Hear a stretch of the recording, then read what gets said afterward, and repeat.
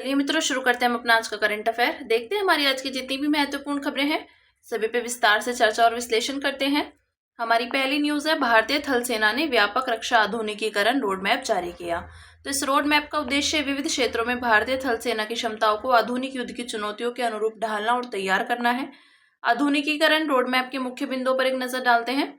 तो अत्यधिक उन्नत हथियार प्रणालियां, इसमें hypersonic glide vehicle, hypersonic air breathing engine तथा चौथी, पांचवी और छठी पीढ़ी की अति उन्नत मिसाइलों सहित अति तीव्र एवं अत्यधिक मैन्यूव्रेबल हथियार प्रणालियों का विकास करना शामिल है।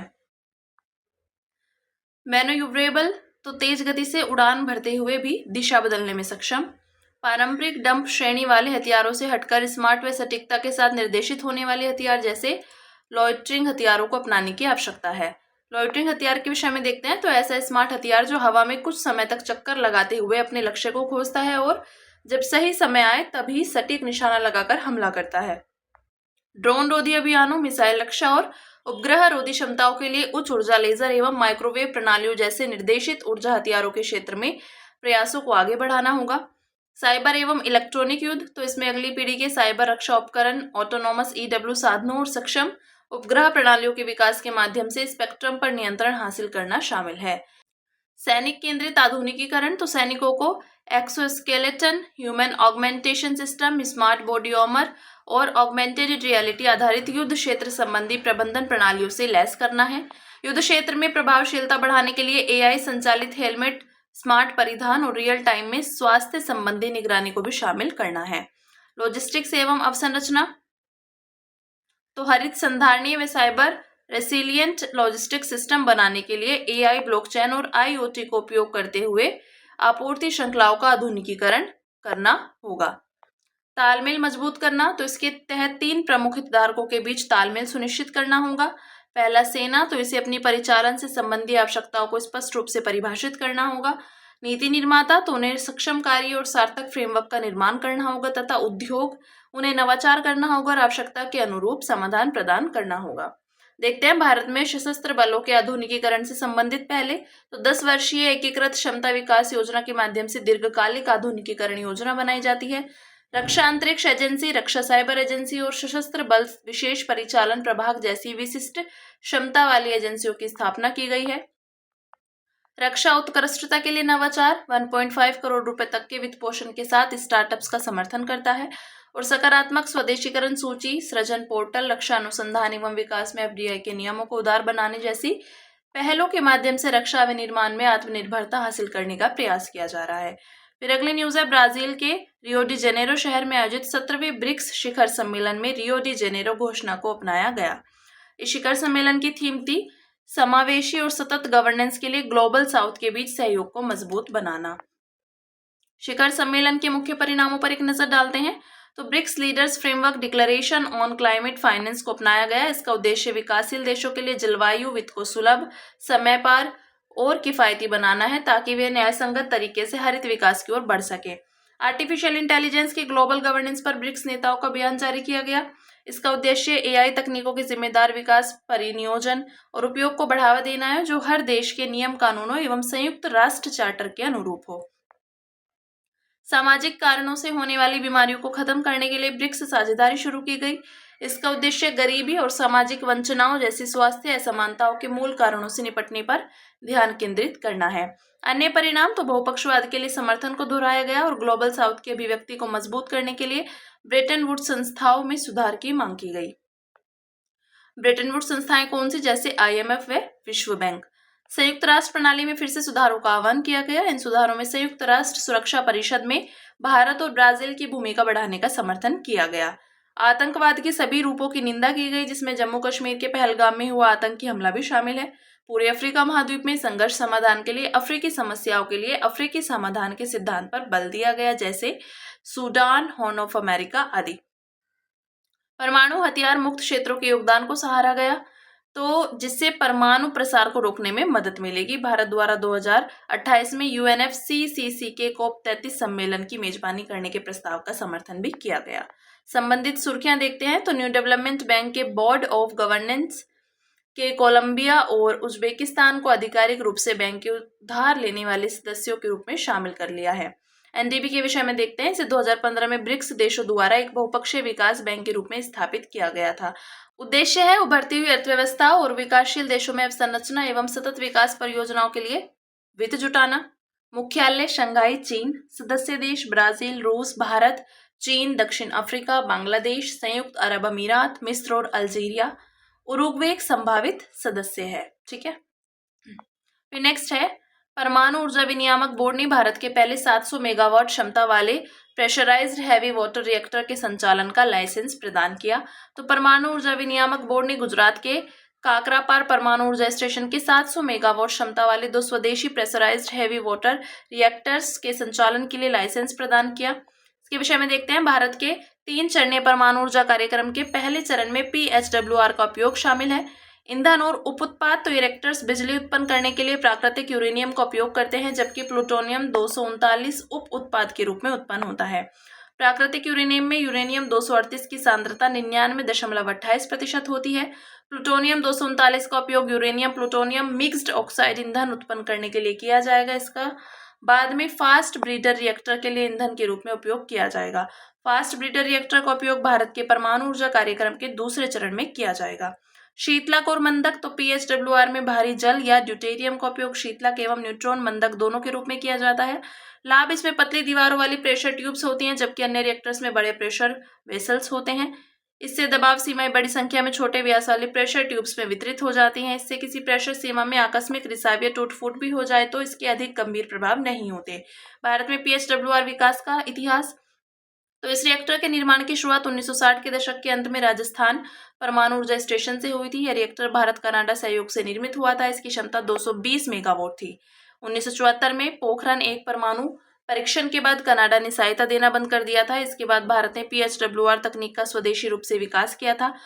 बाद में भारत ने 220 मेगावाट का स्वदेशी डिजाइन वाला मानकीकृत PHWR विकसित किया था। इसकी शुरुआत उत्तर प्रदेश में नरोरा परमाणु ऊर्जा स्टेशन से हुई थी।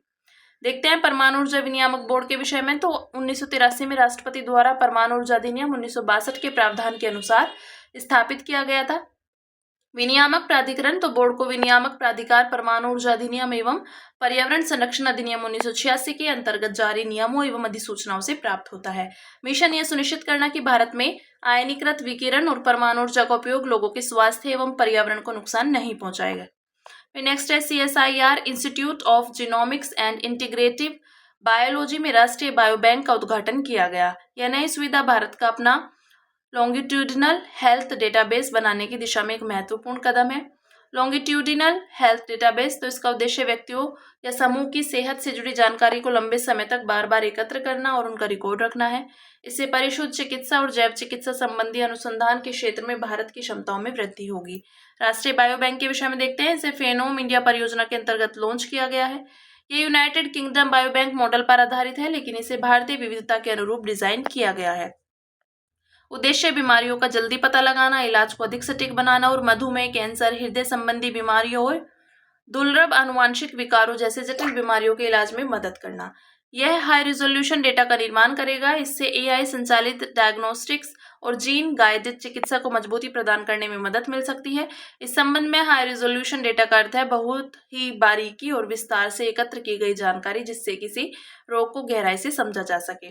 कवरेज ये 10,000 व्यक्तियों का व्यापक जीनोमिक जीवन शैली युक्त और क्लिनिकल डेटा एकत्र करेगा। फेनोम इंडिया परियोजना के विषय में, तो इसे आधिकारिक तौर पर Phenome India CSIR health cohort knowledgebase कहा जाता है। इसे 2023 में वैज्ञानिक और औद्योगिक अनुसंधान परिषद ने शुरू किया था। उद्देश्य यह एक दीर्घकालिक डेटा समृद्ध अध्ययन है जो कई वर्षों तक व्यक्तियों के स्वास्थ्य की स्थिति पर नजर रखेगा। फेनोम क्या है? तो फेनोम किसी कोशिका, उत्तक, अंग, जीव या प्रजाति में फेनोटाइप का संपूर्ण समूह होता है। फेनोटाइप किसी जीव की दिखाई देने वाली विशेषताओं को कहते हैं। इनमें जीव की शारीरिक की बनावट, रंग, कद, व्यवहार आदि शामिल होते हैं। किसी जीव का फेनोटाइप उसके जीनोटाइप के साथ साथ उसके जीन्स पर पड़ने वाले पर्यावरणीय प्रभावों द्वारा निर्धारित होता है। जीनोटाइप जीव में मौजूद जीन्स का समूह होता है। फिर अगली न्यूज है, विश्व बैंक की एक रिपोर्ट के अनुसार भारत विश्व के उन अग्रणी देशों में शामिल हो गया है जिन्होंने समाज में अधिक समानता लाने की दिशा में प्रगति की है। विश्व बैंक के spring 2025 poverty and equity brief के अनुसार गिनी इंडेक्स स्कोर के आधार पर भारत को विश्व के उन 4 देशों में शामिल किया गया है जिन्होंने समाज में अधिक समानता लाने की दिशा में महत्वपूर्ण प्रगति की है। भारत से आगे केवल स्लोवाक रिपब्लिक, स्लोवेनिया और बेलारूस है। समानता के मामले में भारत की वैश्विक स्थिति, तो भारत में आय समानता में सुधार हुआ है। इस मामले में 2011-12 में गिनी स्कोर 28.8 था, वह 2022-23 में बेहतर होकर 25.5 हो गया। भारत ने G7 और G20 देशों से बेहतर प्रदर्शन किया है, जैसे कि चीन 35.7 और संयुक्त राज्य अमेरिका 41.8। भारत मध्यम रूप से कम असमानता वाली श्रेणी में आता है। यह कम असमानता समूह में शामिल होने से बस थोड़ा सा दूर है। रिपोर्ट में यह भी बताया गया है कि अत्यधिक गरीबी 2011-12 की 16.2% से घटकर 2022-23 में 2.3% हो गई। इससे 171 मिलियन लोग गरीबी रेखा से ऊपर उठे हैं। विश्व बैंक के नए मापदंड के अनुसार 2022-23 में अत्यधिक गरीबी दर 5.3% मानी जाएगी। गिनी इंडेक्स के विषय में देखते हैं। गिनी इंडेक्स से मापता है कि किसी देश में व्यक्तियों या परिवारों के बीच आय या उपभोग का वितरण पूरी तरह समान वितरण से कितना भिन्न है। इसका मान 0 से 1 के बीच होता है, या 0 का अर्थ पूर्ण समानता और 1 का अर्थ है पूर्ण असमानता। ग्राफ के रूप में गिनी इंडेक्स को लॉरेंज वक्र में समझाया जा सकता है। लॉरेंज वक्र आय प्राप्तकर्ताओं की संचयी संख्या की तुलना में प्राप्त कुल आय का संचय प्रतिशत दर्शाता है, जिसकी शुरुआत सबसे गरीब व्यक्ति या परिवार से होती है। फिर नेक्स्ट न्यूज है हमारी, भारतीय प्रधानमंत्री ने लैटिन अमेरिका और कैरेबियाई देशों की राजनयिक यात्रा की। प्रधानमंत्री ने अर्जेंटीना और त्रिनिदाद एवं टोबैगो की यात्रा के बाद ब्राजील का दौरा किया। यह यात्रा लैटिन अमेरिका और कैरेबियाई देशों की कूटनीति यात्रा का हिस्सा है, जिसका उद्देश्य ग्लोबल साउथ के साथ संबंधों को मजबूत करना है। लैटिन अमेरिका और कैरेबियाई क्षेत्र में मुख्य रूप से 3 क्षेत्र शामिल हैं: दक्षिण अमेरिका, मध्य अमेरिका और कैरेबियाई क्षेत्र। इसे 40 से अधिक देश शामिल हैं इसमें। भारत तथा लैटिन अमेरिका की कैरेबियाई क्षेत्र बढ़ती साझेदारी। LAC क्षेत्र के साथ भारत का जुड़ाव आर्थिक संबंधों, ऊर्जा अवसंरचना और क्षेत्रीय गुटों के साथ रणनीतिक साझेदारी तक फैला हुआ है। आर्थिक संबंध, तो वर्तमान व्यापार 2023-24 में भारत और LAC के बीच कुल व्यापार 35.73 बिलियन अमेरिकी डॉलर रहा। इसमें भारत का निर्यात 14.50 बिलियन डॉलर था। व्यापार लक्ष्य, भारत का लक्ष्य 2027-28 तक द्विपक्षीय व्यापार को 100 बिलियन अमेरिकी डॉलर तक बढ़ाना है। निर्यात आयात, तो LAC क्षेत्र भारत के लिए आयात का 8वां सबसे बड़ा स्रोत है, जबकि भारत LAC क्षेत्र के लिए 9वां सबसे बड़ा निर्यातक भागीदार है। LAC से प्रमुख आयात तो मुख्य रूप से खनन और कृषि उत्पाद जैसे कच्चा तेल व पेट्रोलियम उत्पाद, मोती एवं कीमती पत्थर तथा वनस्पति तेल। LAC को प्रमुख निर्यात तो मुख्य रूप से विनिर्मित वस्तुएं जैसे मोटर वाहन, रासायनिक उत्पादन, खनिज ईंधन आदि। व्यापार समझौते, तो भारत की LAC के साथ विविध व्यापार समझौते वार्ताएं चल रही हैं, जिनमें शामिल है MERCOSUR के साथ एक वरीयता व्यापार समझौता, चिली के साथ एक व्यापक आर्थिक साझेदारी समझौता, पेरू के साथ मुक्त व्यापार समझौते की वार्ता आदि। ऊर्जा और अवसंरचना, तो LAC क्षेत्र सोना, तांबा एवं लिथियम जैसे महत्वपूर्ण खनिजों का एक अहम आपूर्ति करता है। क्षेत्रीय गुट, भारत LAC क्षेत्र में प्रमुख क्षेत्रीय गुटों के साथ मजबूत साझेदारी बनाए हुए हैं, जिनमें शामिल है लैटिन अमेरिका और कैरेबियाई राज्यों का समुदाय, मध्य अमेरिकी एकीकरण प्रणाली तथा कैरेबियाई समुदाय। अब बात करेंगे अन्य सुर्खियों की, जिसमें पहली न्यूज है राष्ट्रीय आयुर्विज्ञान आयोग। तो हाल ही में राष्ट्रीय आयुर्विज्ञान आयोग ने चिकित्सा संस्थान विनियम 2025 अधिसूचित किया। ये विनियम post graduate medical education board द्वारा जारी किए गए हैं, जो NMC के तहत एक स्वास्थ्य संस्था है। राष्ट्रीय आयुर्विज्ञान आयोग के विषय में देखते हैं। मेडिकल एजुकेशन और प्रैक्टिस पर भारत की शीर्ष विनियामक संस्था है। इसका गठन राष्ट्रीय आयुर्विज्ञान आयोग अधिनियम 2019 के तहत हुआ है। इसकी स्थापना भारतीय आयुर्विज्ञान परिषद की जगह की गई है। कार्य चिकित्सा संस्थानों, चिकित्सा अनुसंधान और चिकित्सा पेशेवरों को विनियमित करने के लिए नीतियां बनाना। फिर नेक्स्ट है भगोड़ा आर्थिक अपराधी अधिनियम। तो दिल्ली की एक अदालत में यूनाइटेड किंगडम स्थित आर्म्स कंसल्टेंट को भगोड़ा आर्थिक अपराधी अधिनियम 2018 के तहत भगोड़ा आर्थिक अपराधी घोषित किया। इसके विषय में देखते हैं। भगोड़ा आर्थिक अपराधी को परिभाषित करता है कोई ऐसा व्यक्ति जिसके विरुद्ध भारत में किसी अदालत द्वारा किसी अनुचित अपराध के लिए गिरफ्तारी वारंट जारी हो और जो भारत छोड़ चुका हो ताकि मुकदमे से बच सके या विदेश से वापस आने से इनकार करता हो, भगोड़ा आर्थिक अपराधी होगा। अनुसूचित अपराध, तो ऐसे अपराध जो अधिनियम की अनुसूची में सूचीबद्ध हैं और ऐसे आपराधिक कृत्य में शामिल कुल राशि 100 करोड़ रुपए या उससे अधिक हो। किसी व्यक्ति को भगोड़ा आर्थिक अपराधी घोषित करने के लिए जांच एजेंसी को विशेष न्यायालय में आवेदन प्रस्तुत करना होता है। धन शोधन निवारण अधिनियम 2002 के अंतर्गत सत्र न्यायालय को विशेष न्यायालय नामित किया गया है। फिर बात करेंगे राष्ट्रीय कंपनी विधि अपील अधिकरण। तो हाल ही में NCLAT ने निर्णय दिया कि इंसॉल्वेंसी एंड बैंक्रप्सी कोड 2016 धन शोधन निवारण अधिनियम 2002 के प्रावधानों की जगह नहीं ले सकते हैं। एनसीएलटी के विषय में देखते हैं। इसे कंपनी अधिनियम 2013 के तहत गठित किया गया है ताकि राष्ट्रीय कंपनी विधि अधिकरण के आदेशों के विरुद्ध अपीलों की सुनवाई की जा सके। एनसीएलटी में insolvency and bankruptcy board of India, भारतीय प्रतिस्पर्धा आयोग और राष्ट्रीय वित्तीय रिपोर्टिंग प्राधिकरण द्वारा पारित आदेशों के विरुद्ध भी अपील की जा सकती है। प्रधान पीठ नई Delhi. Next, Dudhwa tiger reserve. तो दुधवा टाइगर रिजर्व में 2022 के बाद से तेंदुओं की संख्या में 198.91% की वृद्धि दर्ज की गई है। इसके विषय में देखते हैं। यह उत्तर प्रदेश के तराई क्षेत्र में भारत नेपाल सीमा के पास स्थित है। इस रिजर्व में दुधवा राष्ट्रीय उद्यान और 2 वन्यजीव अभ्यारण्य कतरनिया घाट और किशनपुर शामिल है। यह क्षेत्र ऊपरी गंगा मैदान के जैव भौगोलिक क्षेत्र का एक विशिष्ट तराई भाबर पर्यावास है और इसमें विशाल जलोढ़ मैदान शामिल है। बहने वाली नदियां मोहना, सुहेली, जोराहा, नगरो आदि। प्राप्त प्रमुख वन्यजीव तो बांग, तेंदुआ, गेंडा, स्वयं डियर, हाथी, सांबर, हॉक डियर, स्लोथ, भालू आदि। नेक्स्ट, आधार आधारित चेहरा सत्यापन। तो हिमाचल प्रदेश सार्वजनिक वितरण प्रणाली के तहत राशन वितरण के लिए आधार आधारित चेहरा सत्यापन शुरू करने वाला एक देश का पहला राज्य बना। इसके विषय में देखते हैं। चेहरा सत्यापन को भारतीय विशिष्ट पहचान प्राधिकरण द्वारा एक अतिरिक्त सत्यापन प्रणाली के रूप में शुरू किया गया है।